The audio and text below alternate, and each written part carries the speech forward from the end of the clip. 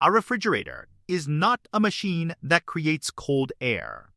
When the liquid refrigerant vaporizes, it absorbs heat from the surroundings.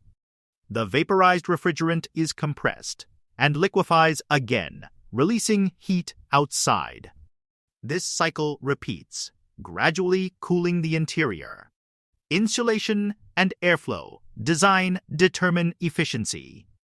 A precise loop for transferring heat maintains freshness. Speak like a genius in just 30 seconds. 30 seconds science.